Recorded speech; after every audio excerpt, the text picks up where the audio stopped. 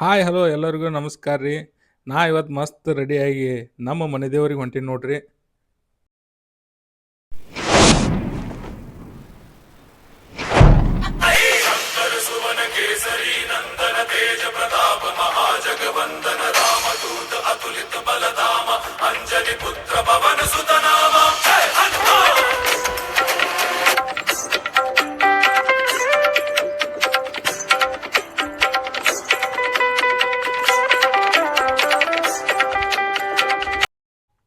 ನಾ ಇವತ್ತು ಬಂದನ್ರಿ ತುಳಸಿಗೇರಿ ಹನುಮಪ್ಪಗ. ನೀವು ಈಗ ಏನು ನೋಡಕತ್ತೀರಲ್ರಿ, ಇದು ದೀಪಸ್ತಂಭ ನೋಡ್ರಿ. ಈ ದೇವಾಲಯವು ಭಕ್ತರ ನಂಬಿಕೆಯ ಕೇಂದ್ರವಾಗೈತಿ. ಇಲ್ಲಿ ಶನಿವಾರ ಮತ್ತು ಹನುಮ ಜಯಂತಿಯಂದು ಸಾವಿರಾರು ಭಕ್ತರು ಬರುತ್ತಾರೆ. ಈ ದೇವಸ್ಥಾನವನ್ನು ಉತ್ತರ ಕರ್ನಾಟಕದ ಪ್ರಸಿದ್ಧ ಹನುಮಾನ್ ಕ್ಷೇತ್ರಗಳಲ್ಲಿ ಒಂದಾಗಿದೆ.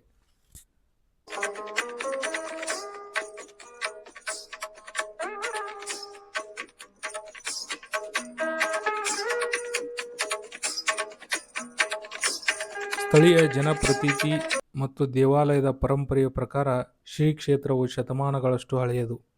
ಇಲ್ಲಿ ಇರುವ ಆಂಜನೇಯ ಸ್ವಾಮಿ ಮೂರ್ತಿಯು ಅತ್ಯಂತ ಶಕ್ತಿಶಾಲಿ ಎಂದು ಭಕ್ತರು ನಂಬುತ್ತಾರೆ. ಈ ಕ್ಷೇತ್ರದ ವಿಶೇಷತೆ ಎಂದರೆ ಸ್ವಾಮಿಯ ಮೂರ್ತಿಯು ಪಶ್ಚಿಮಕ್ಕೆ ಮುಖ ಮಾಡಿ ಇರುವುದಾಗಿದೆ. ಕರ್ನಾಟಕದ ಅಪರೂಪದ ಪಶ್ಚಿಮಾಭಿಮುಖ ಆಂಜನೇಯ ಕ್ಷೇತ್ರಗಳಲ್ಲಿ ಇದು ಒಂದು ಎಂದು ಹೇಳಲಾಗುತ್ತದೆ. ದೇವಸ್ಥಾನದ ಬಗ್ಗೆ ತಿಳಿದುಕೊಳ್ಬೇಕಂದ್ರೆ, ಈ ಊರಿನಲ್ಲಿ ದೇಸಾಯಿ ಮನೆತನದವರು ವಾಸವಿದ್ದರು. ಅವರು ತಿರುಪತಿ ತಿಮ್ಮಪ್ಪನ ದೊಡ್ಡ ಭಕ್ತರಾಗಿದ್ದರು. ಅವರು ಪ್ರತಿ ವರ್ಷ ತಿಮ್ಮಪ್ಪನ ದೇವಸ್ಥಾನಕ್ಕೆ ಭೇಟಿ ನೀಡಿ ಅಲ್ಲಿ ಕಾಣಿಕೆ ಅರ್ಪಿಸುತ್ತಿದ್ದರು. ಕ್ರಮವಾಗಿ ಇವರಿಗೆ ವಯಸ್ಸಾದ ಕಾರಣ ಒಂದು ವರ್ಷ ಅವರಿಗೆ ಹೋಗಲು ಆಗಲ್ಲ. ಭಗವಂತ ನಮಗೆ ಕ್ಷಮಿಸು, ನಾವು ನಿಮ್ಮ ಸನ್ನಿಧಾನಕ್ಕೆ ಬರಲು ಆಗುವುದಿಲ್ಲ ಅಂದಾಗ ಆ ರಾತ್ರಿ ಶ್ರೀ ಅವರ ಕನಸಿನಲ್ಲಿ ಮಾರುತಿಯ ರೂಪದಲ್ಲಿ ಬಂದು ನಿಲ್ಲಿಸುತ್ತೇನೆ ಎಂದು ಹೇಳಿದಾಗ ಇವಾಗಿನ ದೇವಸ್ಥಾನದಲ್ಲಿರುವ ಆಂಜನೇಯ ವಿಗ್ರಹ ಹಾವಿನ ಹುತ್ತದಲ್ಲಿ ಮೂರ್ತಿ ವಿಗ್ರಹ ಸಿಗುತ್ತದೆ.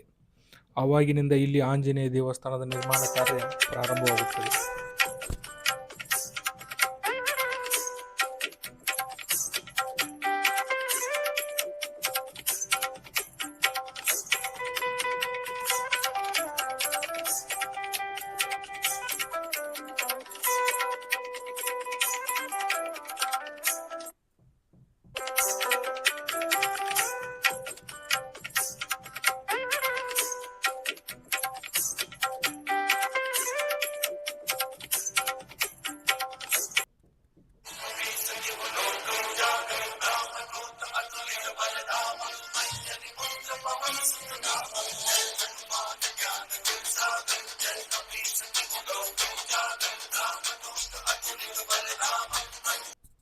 ನೀವು ಈಗ ನೋಡುತ್ತಿರುವುದು ದೇವಸ್ಥಾನದ ಹೊರಭಾಗ, ಪೌಡಿ ಆಕಾರದ ಜಾಗ.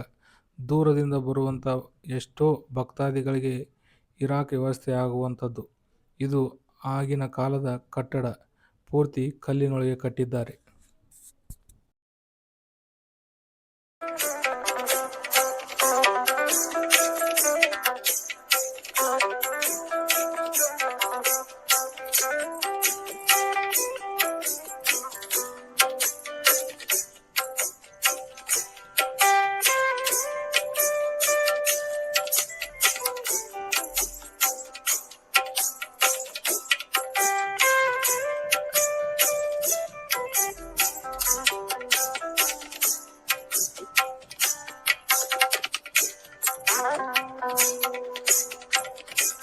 ಈ ಊರಿಗೆ ತುಳಸಿಗೇರಿ ಅಂತೇಳಿ ಕರೆಯಲು ಮೂಲ ಕಾರಣ, ಈ ಊರಿನಲ್ಲಿ ತುಳಸಿ ಗಿಡ ಹೆಚ್ಚಾಗಿ ಬೆಳೆಯುತ್ತಿದ್ದು ಅಂತ ನೋಡ್ರಿ.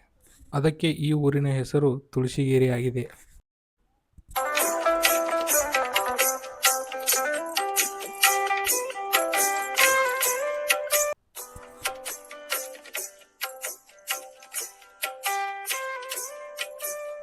ನಿಮ್ಮ ಎಷ್ಟೋ ಕಷ್ಟಗಳಿಗೆ ಇಲ್ಲಿ ಪರಿಹಾರವಿದೆ. ನೀವು ಇಲ್ಲಿ ಬಂದು ಭೇಟಿ ಮಾಡಿ. ಜೈ ಶ್ರೀರಾಮ್, ಜೈ ಆಂಜನೇಯ. ಎಲ್ಲರಿಗೂ ಒಳ್ಳೆಯದಾಗಲಿ. ಮತ್ತೆ ಮುಂದಿನ ವಿಡಿಯೋದಲ್ಲಿ ಸಿಗೋಣ್ರಿ. ಎಲ್ಲರಿಗೂ ನಮಸ್ಕಾರ.